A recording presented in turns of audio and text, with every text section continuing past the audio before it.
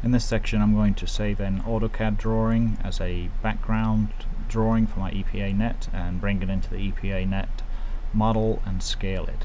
Here you can see I have an AutoCAD drawing, and this is my survey data showing the alignment of my proposed water main, and I'm going to use it as a WMF file or Windows Meta file and import it into EPAnet.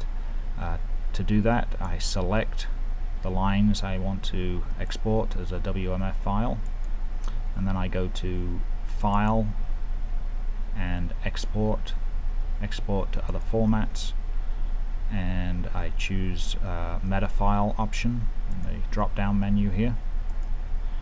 Make sure I'm saving this in the correct folder, and it wants to be in the same folder that your EPAnet model is. You can see I've saved a few others here earlier. I'm going to just call this simply background 1 and save that. It's now been exported to that folder. Let's go and check on that. And there it is, background 1 WMF.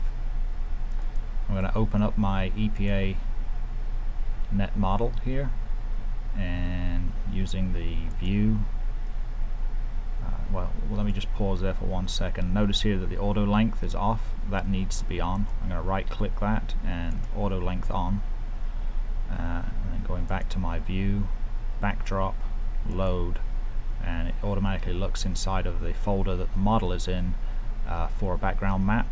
I'm going to choose the one I just created and open, and we see the background map as a WMF appears there.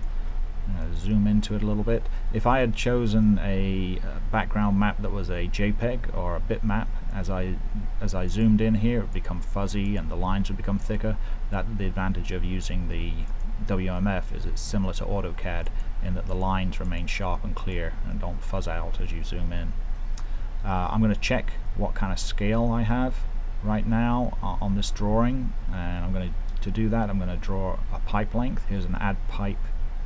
Well, actually I have to put a couple of nodes in there, which I need to zoom in a little closer. I'm going to put a couple of nodes and then string a pipe between them. To do that, I like to get in as closely as possible without losing where I'm at. And I'll place a node.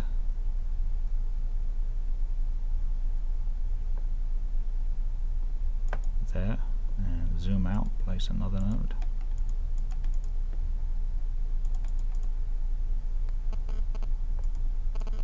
Other side.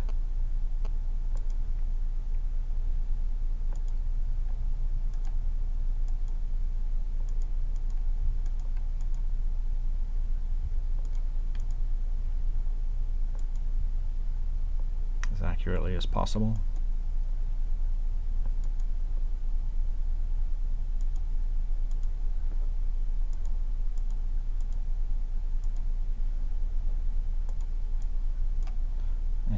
String a pipe between the two nodes.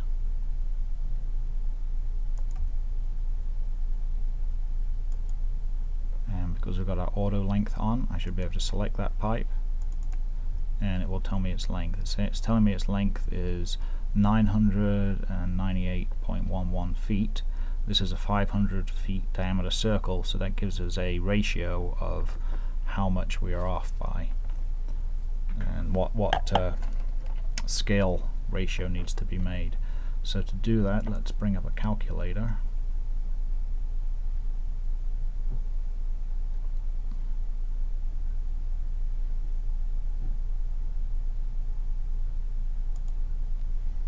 And we're going to divide the actual, what should be the length of that line, which is 500.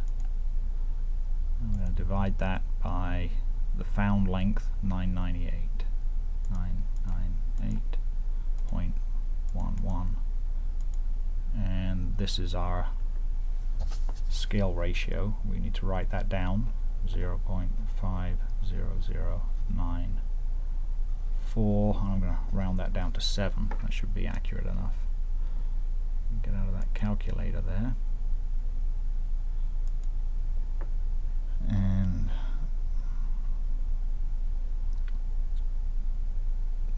next step, I'm going to go to View, Dimensions,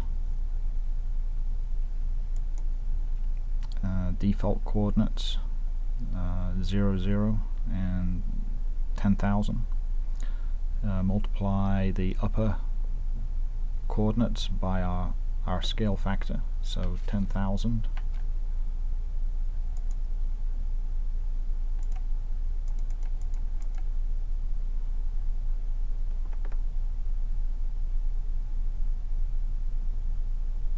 Times 0.500,947, and that needs to be our new coordinates for both the x and the y, so 5009.47.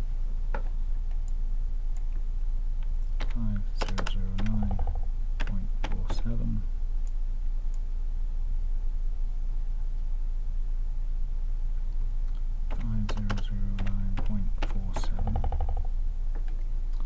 And let's do OK.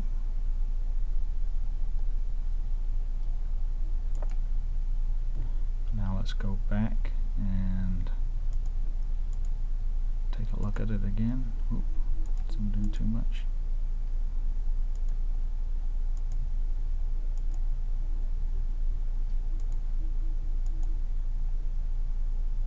And put another couple of nodes in there.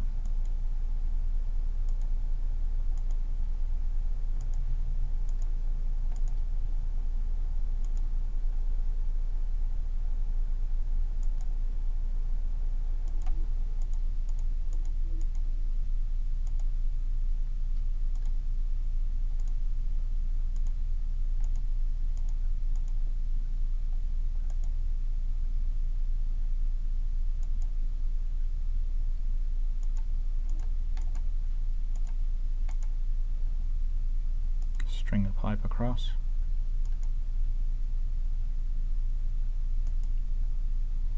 And let's see what length we have this time. And the pipe length is 499.97, which is close enough to 500 feet for accuracy. Let's do a save on our model. And from this point on, we can simply draw over our pipe alignment. It is to scale now, and ensuring the auto length option on down in the lower left hand corner, and that way we'll have a scaled EPAnet model automatically putting in the correct pipe lengths and the alignment of the pipe to do our modeling.